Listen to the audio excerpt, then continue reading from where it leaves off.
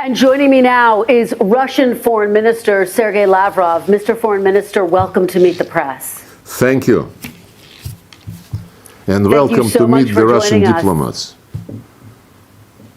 Thank you so much for joining us after a very significant week.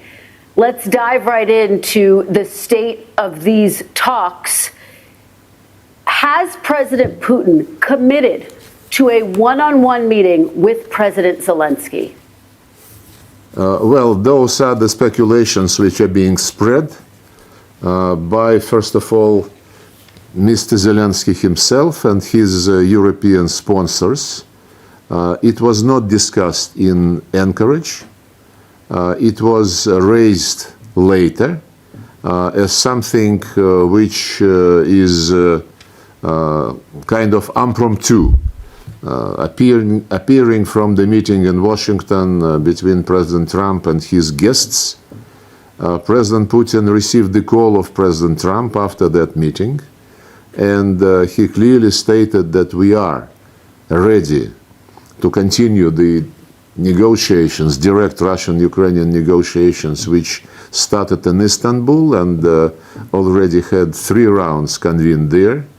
And he said that meetings at the top level, the summit meetings, especially between the leaders of Russia and Ukraine, must be very well prepared. So preparatory process must be agreed.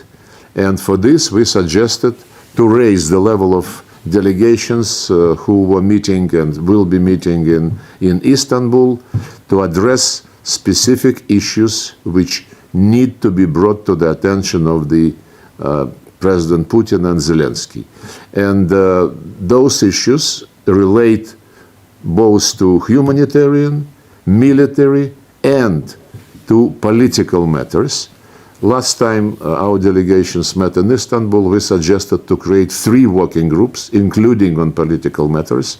More than 1 month passed already. There is no response from the Ukrainian side. And when Mr. Zelensky says the immediate priority is my meeting with Putin, well, it's basically a game. A game he is very good to play. Because he wants theatrics in everything he is doing. He does not care about substance. And it is not by chance that now they try, I mean the Ukrainians and the Europeans who attended the meeting in Washington, they try to distort what was discussed in Anchorage between President Trump and President Putin regarding, in particular, the security guarantees. I read some Bloomberg reports yesterday and today saying that the negotiations between US and Russia on security guarantees for Ukraine have been in fact undermined because of the demands by Moscow to include the principle of indivisible security. It's a very telling statement. Indivisible security is something which was enshrined in many documents adopted by consensus at the summits of Organization of Security and Cooperation in Europe, in particular, in Istanbul in 1999 and in Astana in 2010. This principle goes like no one can strengthen his security at the expense of security of others. No organization in the European space can pretend to dominate in military and political matters, and NATO has been doing exactly the opposite. So when we are accused that by flagging the principle of indivisible security, we are undermining the process of negotiations between US, Russia, and Ukraine, this means that the people admit that they want divisible security, that they want security built for Ukraine, which is being discussed now, but built against Russia. Those discussions which took place yesterday, before yesterday, after the Washington meeting, they clearly indicate that people see security as only security for Ukraine, and they are prepared to send intervention force, occupying force, to the Ukrainian territory to deter Russia. They don't conceal that this is the goal. And this is not the way to handle the situation.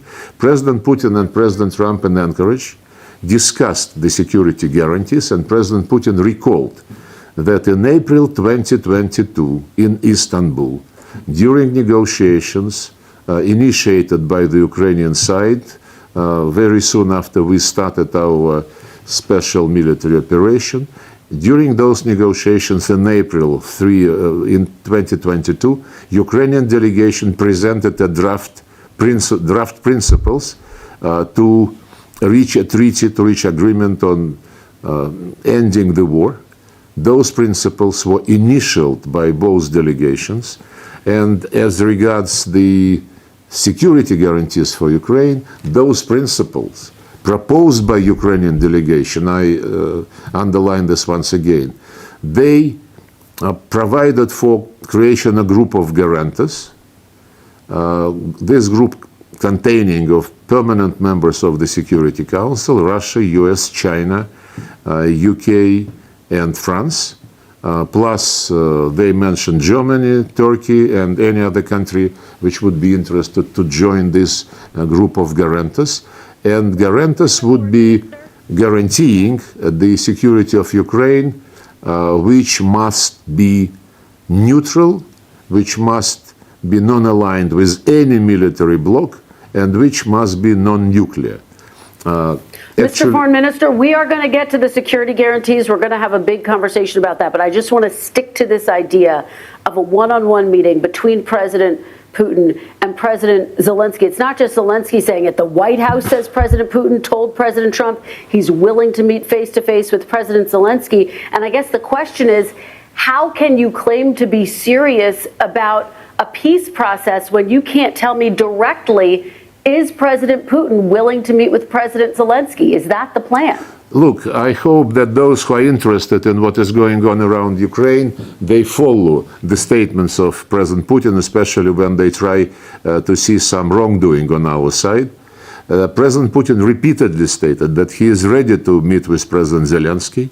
And actually yesterday at my press conference after my meeting with the Minister of India, I repeated this, that he is ready to meet with President Zelensky, provided this meeting is really going to decide something.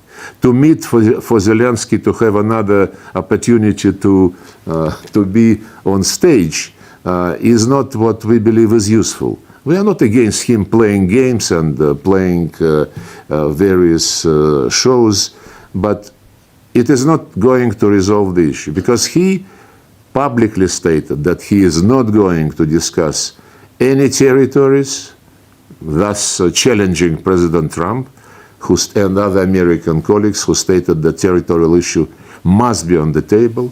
He clearly stated that nobody can prohibit him from joining NATO, which is again categorically challenges what President Trump was saying, and quite a number of other things. He also said that he is not going to restore the rights of the Russian-speaking people and cancel legislation which was passed long before the special military operation, starting from 2019. A series of legislation was passed in Ukrainian parliament prohibiting Russian language, exterminating Russian language, Russian culture, Russian education, Russian media, and canonic Ukrainian Orthodox Church.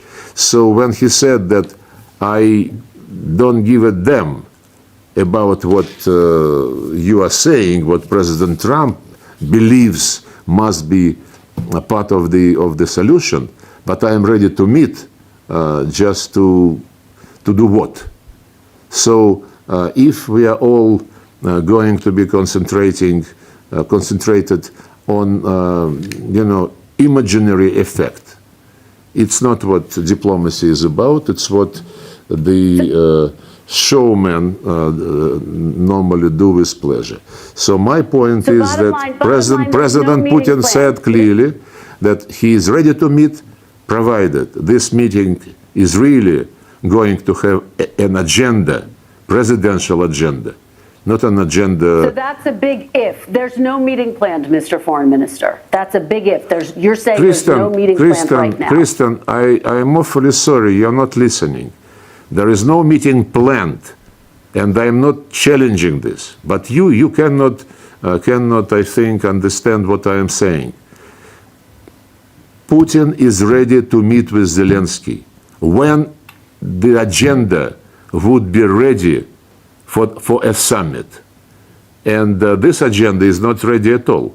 President Trump suggested, after Anchorage, several points which we share. And on some of them, we agreed to show some flexibility.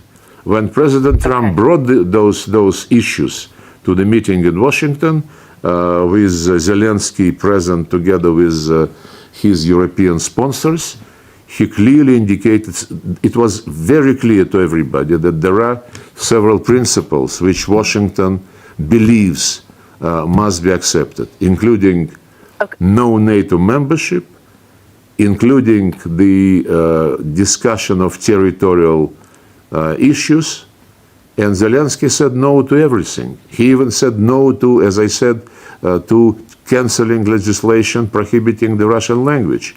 How can we meet with a person who is pretending to be a leader, the leader of a country, which is the only country on earth who had prohibited a language, not to mention that this is one of the official UN languages. In Israel, Arabic language is not prohibited.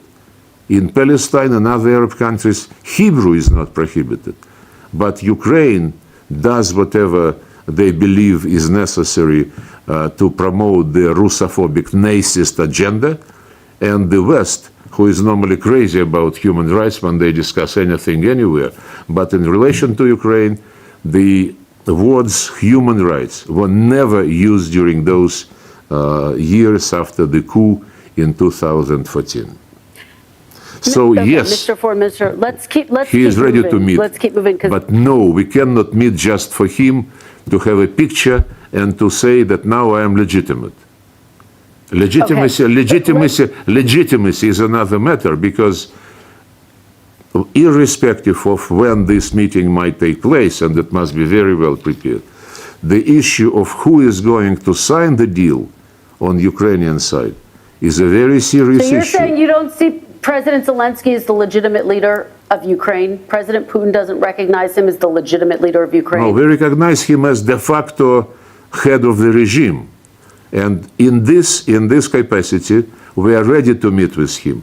But when it comes to signing legal documents, no, you want to have the entire picture, just part of it, which suits you.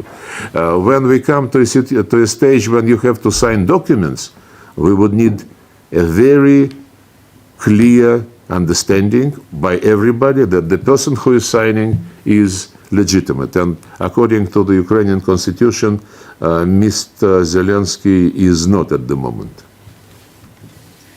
Okay, well, he is the democratically elected president. Mr. Foreign Minister, let's keep moving. President Trump told French President Macron this week, quote, "I think Putin wants to make a deal for me."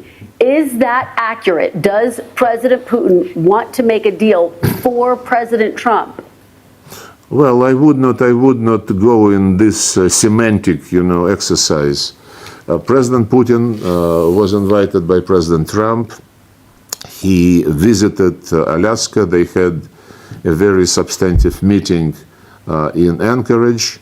They discussed the practical way, not just who is going to meet whom and what kind of broadcasting would be provided. They discussed real things regarding security.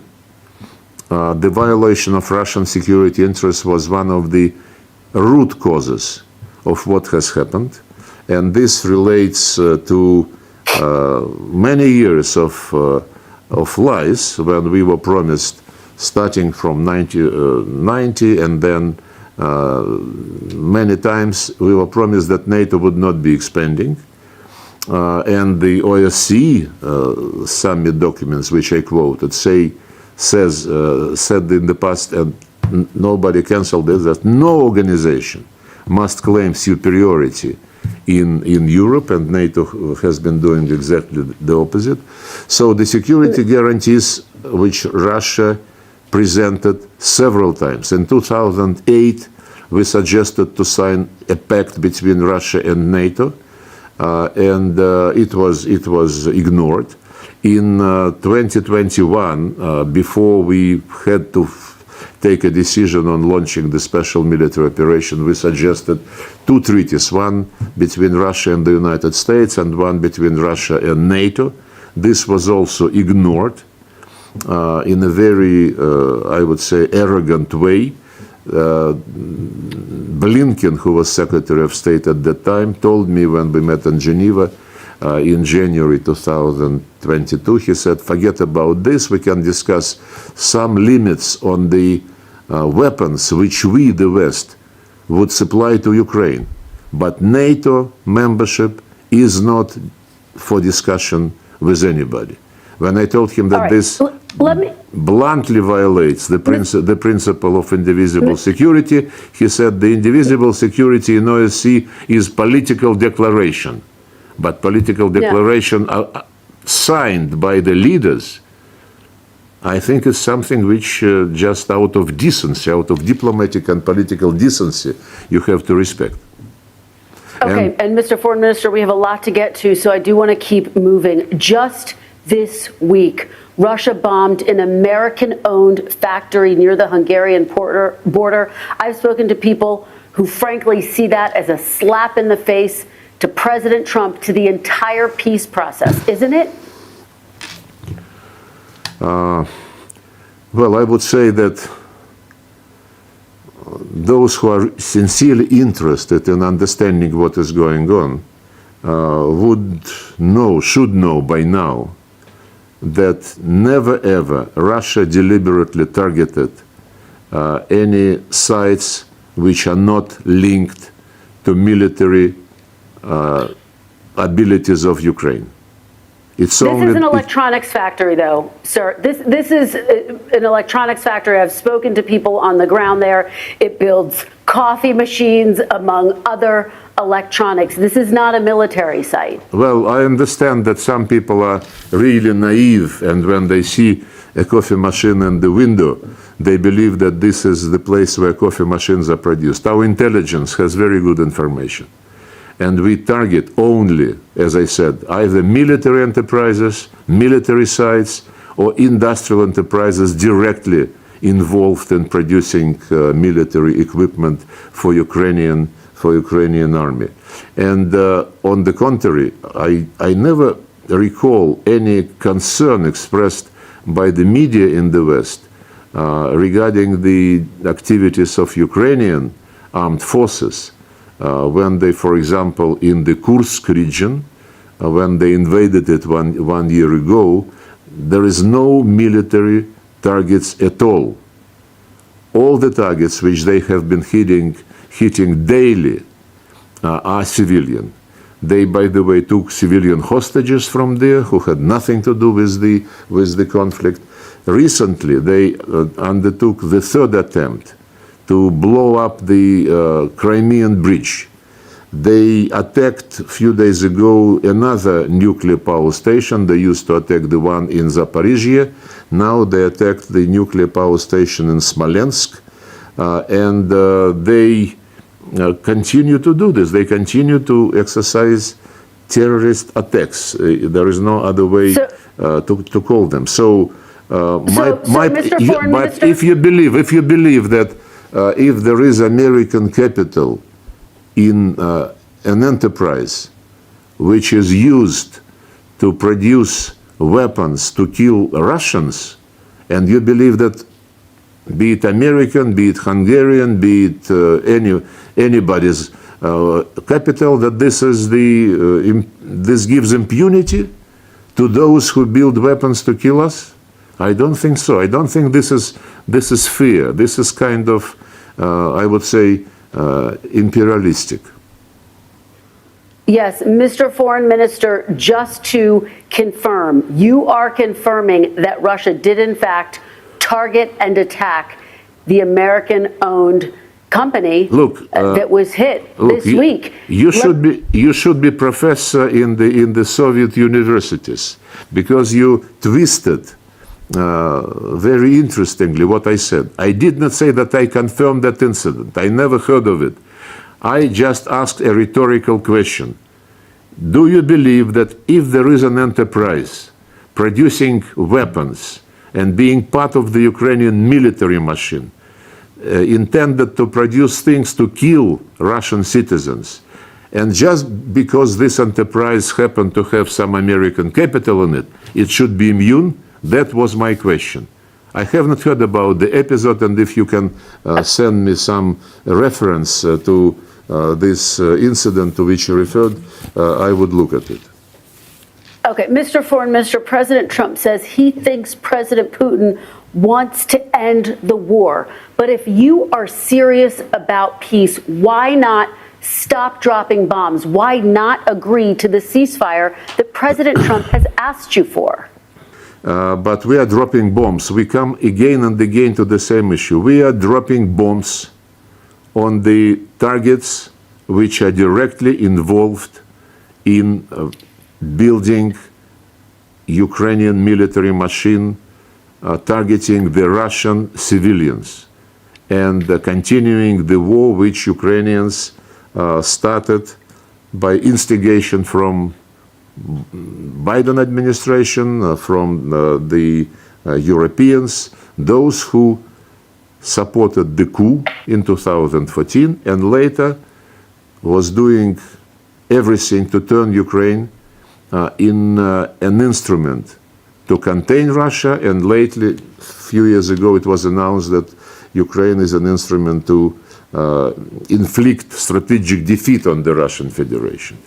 So when I give the examples of what we are doing, and this has been explained repeatedly, if you can provide us a proof that we hit any civilian target without, indiscriminately, a target not linked to the military machine of Ukraine, we would be looking into this. But the facts, okay, the facts of Ukrainian, I think I should interview you. The facts of Ukrainians hitting purposefully civilian targets are plentiful, and they are available in the information which we are circulating to the international community. Mr. Foreign Minister, here are the facts. Close to 50,000 civilians have either been killed or injured in this war. Russia has hit maternity wards, churches, schools, hospitals, a kindergarten just this past week. So either the Russian military has terrible aim or you are targeting civilians. Which is it? Look, NBC is a very respectful structure, and I hope you are responsible for the words which you broadcast. I ask you to send us or to publicize the information to which you just referred, because we never targeted the civilian targets of the kind you cited. You might be mixing, the information, because it is a fact that quite a number of churches were purposefully hit by the Ukrainian regime. Quite a number of just civilian settlements, human settlements. But what about your actions? What about your actions, Mr. Foreign Minister? Look, we're going by circles.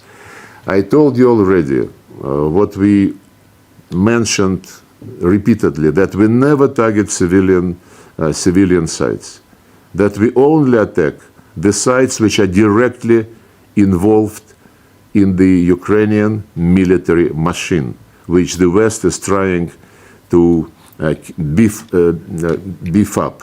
And if you have any proof of what you just said about churches, kindergartens, schools, and so on and so forth, I challenge you. Make it public. Sure. Make it public with the dates, with the addresses, and so on and so forth. As I said, NBC is a very reputed broadcasting agency, and it is absolutely. It's all publicly, Mr. Foreign Minister. It's all publicly documented, and we have reporters on the ground who've seen it with their own eyes. When you make such claims. All of the information is publicly available. We do have reporters on the ground who've seen these strikes with their own eyes. I do want to keep moving, though, and talk about security guarantees, an issue that you raised this week, and you have said right here today that Russia should have the power to reject any security guarantees for Ukraine. Look, the Europeans say it's none of your business. Let me just ask the question. Why? Let me just ask the question, though. Don't play Zelensky. Look, be an honest journalist. I never said. Let me ask my question, then you can answer. Let me just ask my question, then you can answer. I am answering your question now. I haven't asked my question yet. Why should the country that's bombing Ukraine be responsible for the security of Ukraine? Why is the country and countries who prepared the anti-Russian coup in Ukraine, who pumped up modern weapons in Ukraine to attack the Russian territory, countries who supported the Nazist regime prohibiting human rights, which they had to respect under the United Nations Charter and many other conventions. Why should we be swallowing all this? I explained to you, I never said that Russia must have a veto on security guarantees, but security guarantees must be subject to consensus.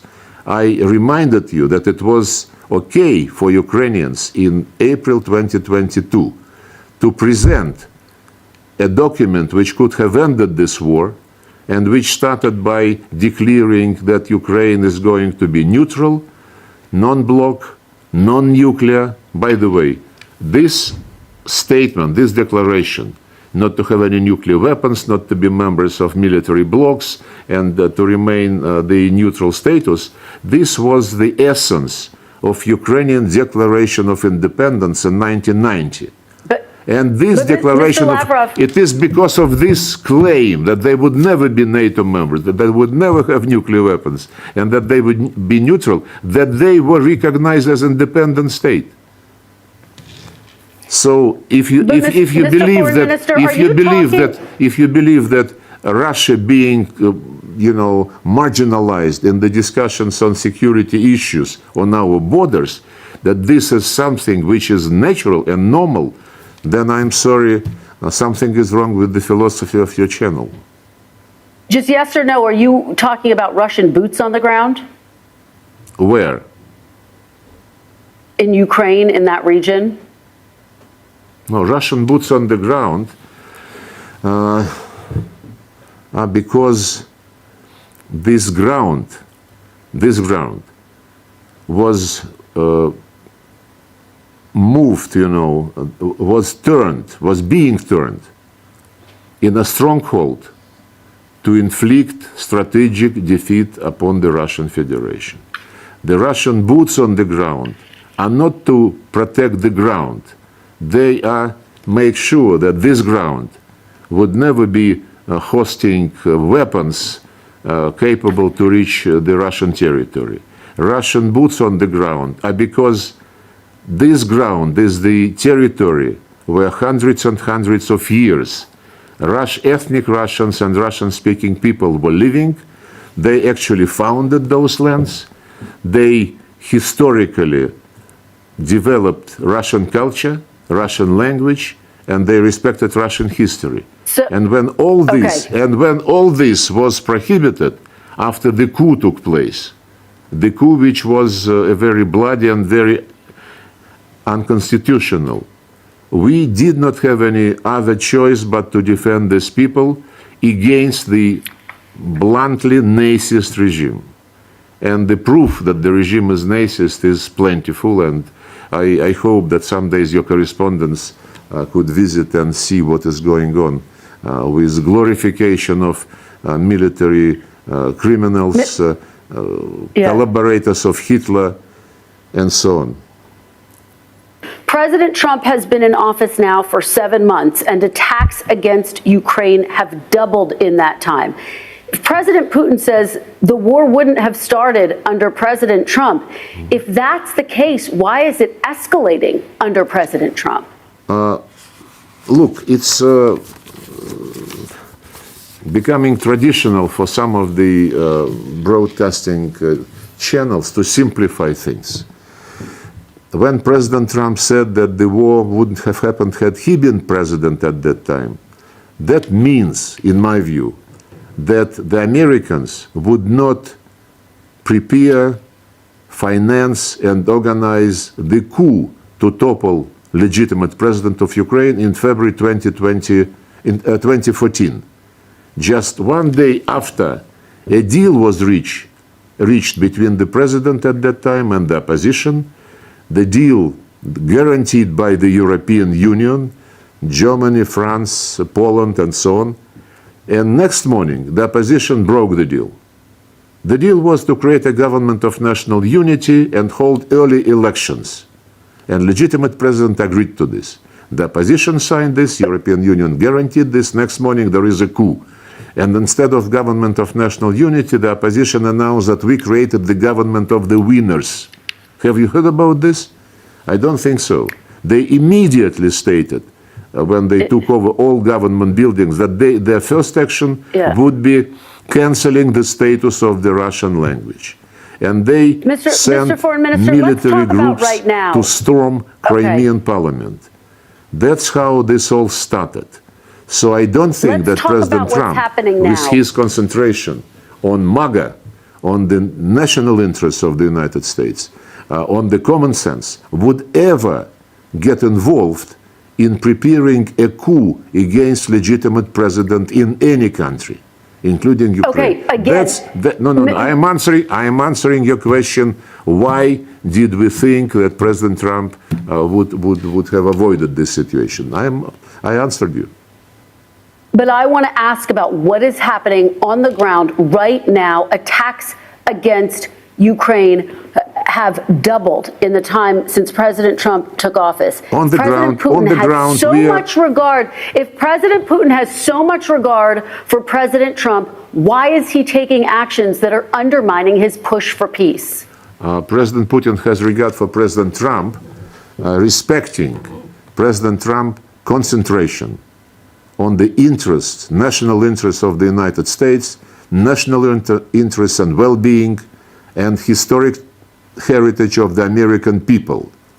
And I don't have any doubt that President Trump respects the same attitude of President Putin to protecting national interests of Russia, to protecting basic interests of the Russian citizens, including the right to be a nation which has very rich history, very rich traditions, and which has the duty, if you wish, to support those who share the values of the Russian language, Russian world, if you wish.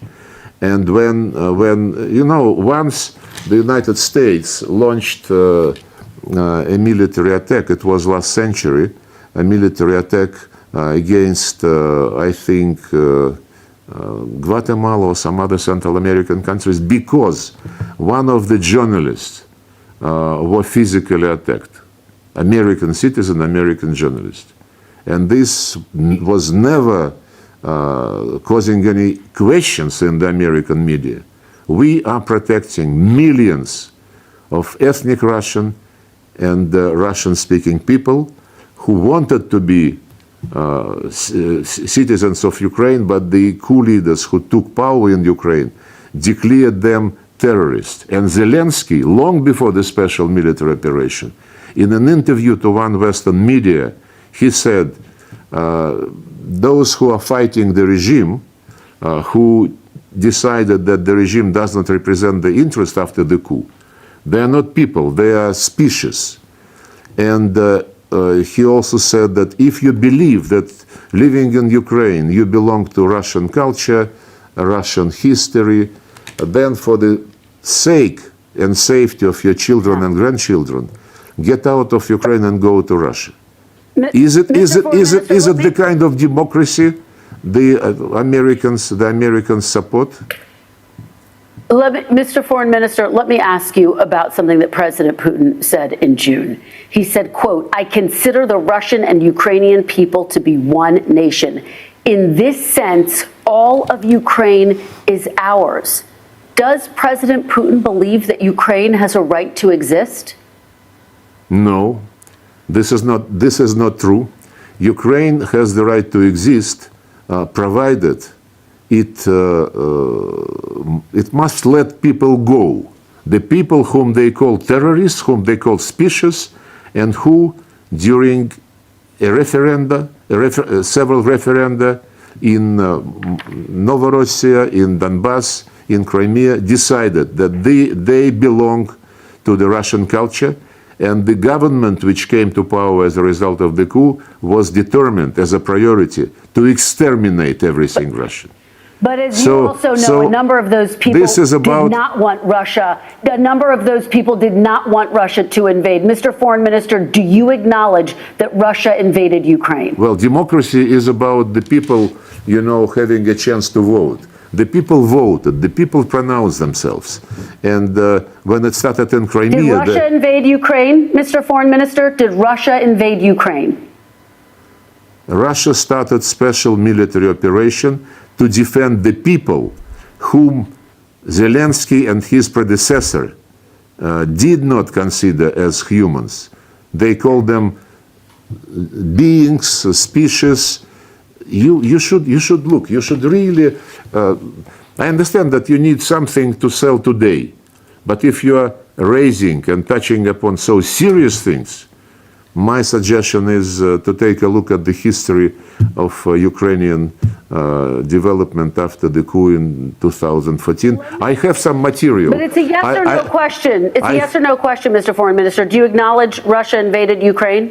I said to you that we started special military operation to protect. So yes. To protect the people whom the regime declared terrorists and enemies, and whom the regime was bombing. Look, one thing about the facts. You were asking me about churches and so on, allegedly bombed by Russia. One very blunt thing, the simplest on earth. And I would ask you as a journalist whether you are professionally proud of what you are doing. In April 2022, when a deal was negotiated in Istanbul, but the Brits and the Biden administration prohibited Ukrainian regime to endorse this deal,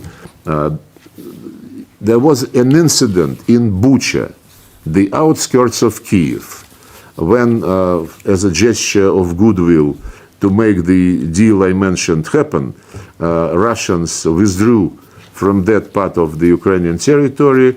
This place called Bucha was retaken by Ukrainian authorities, and the mayor of Bucha was on TV saying how good that we are back in our city. And 2 days later, BBC broadcasting team showed the images of central street of that Bucha with bodies, dozens of bodies laying in some interesting order.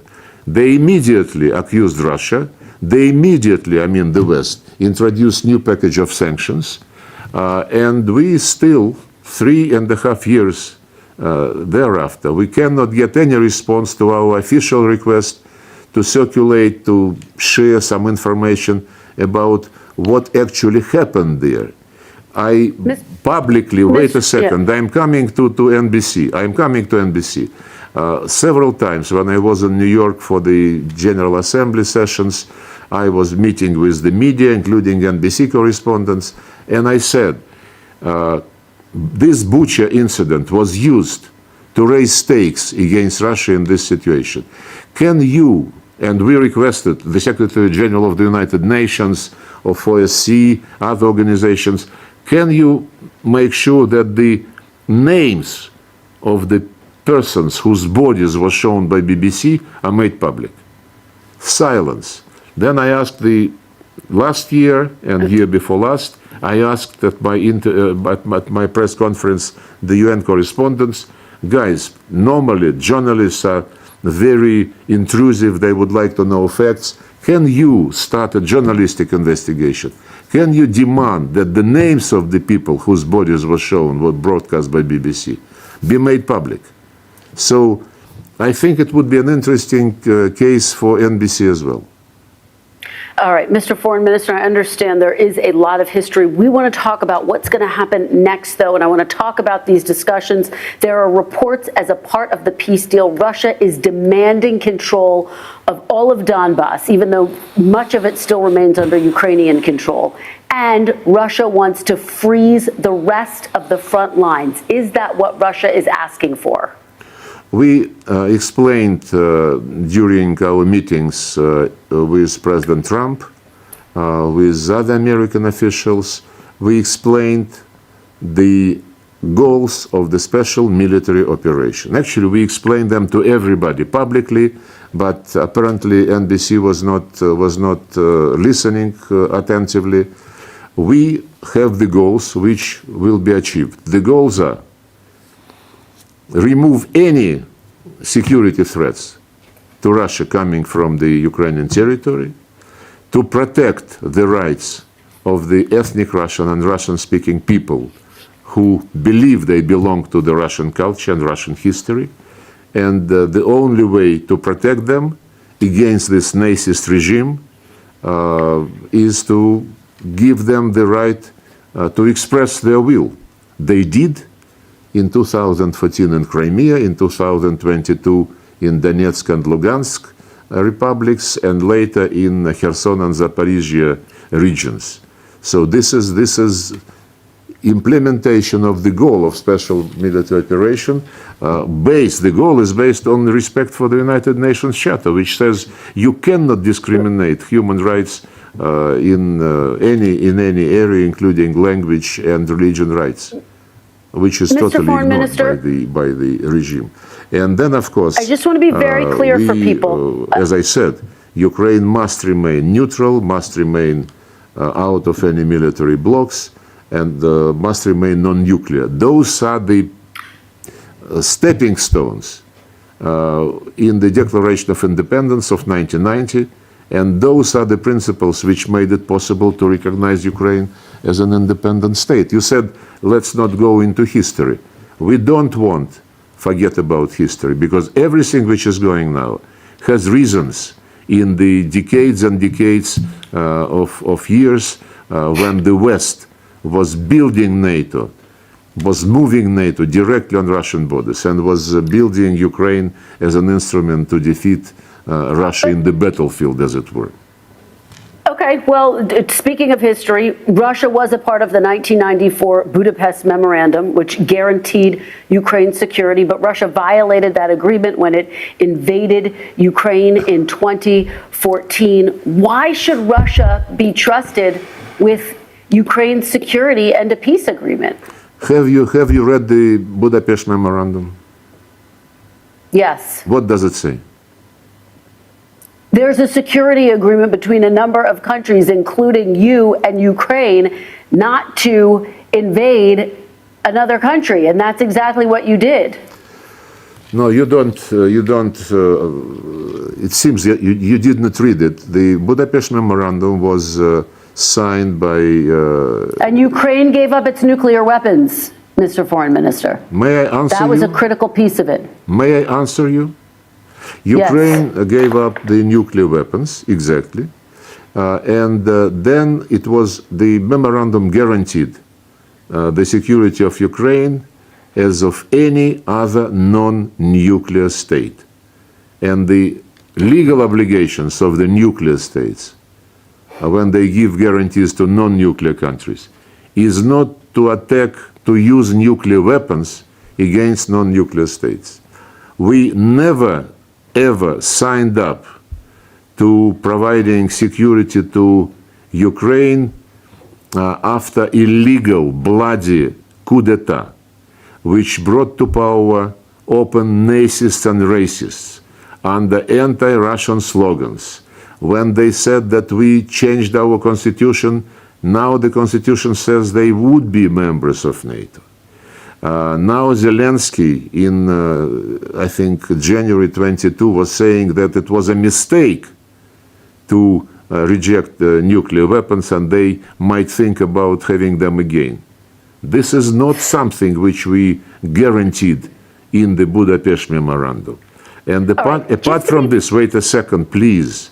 Budapest Memorandum was accompanied by a declaration by those who signed the Budapest Memorandum, which said that all participants, including Ukraine, would respect human rights, would respect the rules of OSCE, principles of OSCE, non-aggression, and so on and so forth, which was grossly violated by those who took power in Ukraine in February 2014, with the help of the United States, when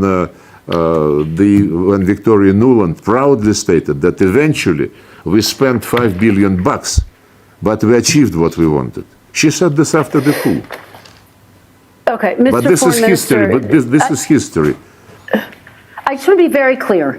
Is the only concession Russia is offering not to invade the rest of Ukraine? Is that your concession?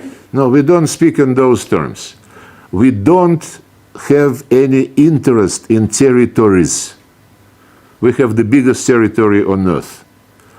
What we are concerned about, unlike those who raise the issue of invasion, taking more and more land, we are concerned about the people who live on those lands, whose ancestors lived there for centuries and centuries, were founding cities, were building factories, ports, developing agriculture. And these people are now called foreigners. What about the thousands of those people who live on those lands who've been killed by Russian bombs, Mr. Foreign Minister? Look, I'm awfully sorry, but the primitivism of questions, you repeat the same and only question again and again. And I asked you, please, kindly send me the list of those churches, the list of those kindergartens, please. And I will send you the factual information about how Ukrainian army is fighting only civilians. I give you the example of the Kursk region. There is no military sites at all. There was also a terrorist attack on the passenger train, but you never reported this. Mr. Foreign Minister, the reality is so much of this has been captured on television. We have reporters on the ground. I will send you a list as well. But the bottom line is the world has watched with its own eyes as people in all of these regions that have been taken over by Russian troops have been killed. We have seen that with our own eyes. We've watched it with our own eyes. But let me ask you. No, I remember many images saying that Ukrainian civilians are being attacked by Russians, and then these images would turn out to be taken in Iraq 10 or 20 years ago. So my question is, do you believe, NBC, your policy, does it provide for acceptance, the extermination by law of a language in any country? Mr. Foreign Minister, I want to just ask you, when you landed in Alaska, you were wearing a USSR sweatshirt. Were you sending a signal that Russia wants to reestablish the former Soviet Union? No. We were born in the Soviet Union. President Putin repeatedly stated that those who are not sorry what happened to the Soviet Union, they don't have a heart. But those who want to restore the Soviet Union, they don't have any brains. This is absolutely correct statement. We have recognized all the former Soviet republics as independent states. We develop relations with them as fully independent states. But when countries like Ukraine begin to physically and by law exterminating everything Russian, as if I don't know, in any country, English language would be prohibited, history would be prohibited, American history would be prohibited.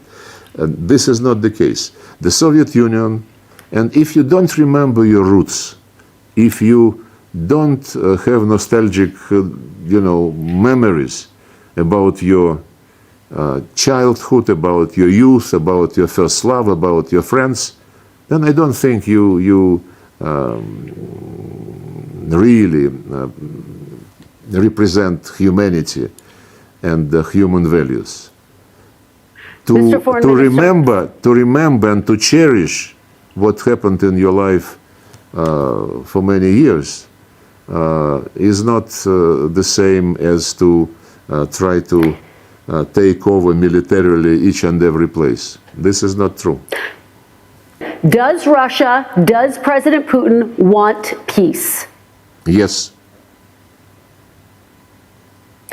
And what say you to U.S. lawmakers here who believe you are stringing along President Trump? Are you? It is not for the lawmakers or for any media outlets to decide, what President Trump is motivated by. We respect President Trump because President Trump defends American national interests, and I have reason to believe that President Trump respects President Putin because he defends Russian national interests. And whatever they discuss between themselves is not a secret. We want peace in Ukraine. President Trump wants peace in Ukraine. The reaction to Anchorage meeting, the gathering in Washington of these European representatives, and what they were doing after Washington indicates that they don't want peace. They say we cannot allow defeat of Ukraine. We cannot allow Russia to win. They speak in these terms: win, defeat, and so on and so forth. We proposed several times peaceful resolution on a diplomatic basis, and as I said, it was not us who blowed up the deal practically ready in April 2022. It was personally Boris Johnson, and it was personally several officials from the Biden administration, the French and the Germans. We know this. Anything else? Those are all of my questions. Russian Foreign Minister Sergei Lavrov, thank you so very much for your time. We really appreciate it. Thank you very much. Hopefully next time we can see you in person. Come to Moscow. But okay. Ask your people to give you some more variety of questions, And history is important because it is very tempting to use cancel culture in addressing the Ukrainian situation. Forget about the coup, as they were telling us. You must, deoccupy Crimea because everything started with annexation of Crimea. We tell them, what about the coup, which was implemented against your guarantees? They said, no, this is past us. Let's concentrate on today. It's a very usual trick that people say. Cancel culture in modern history is dangerous. Thank you very much. Russian Foreign Minister